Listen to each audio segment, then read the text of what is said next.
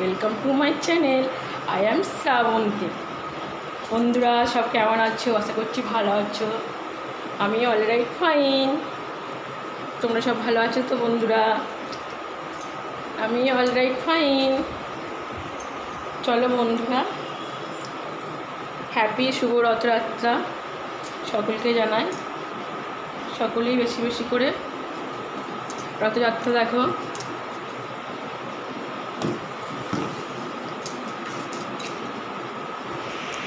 ভিডিওতে কনস্ট্যান্সি রাখতে হবে। আর এতটুকুই বন্ধুরা।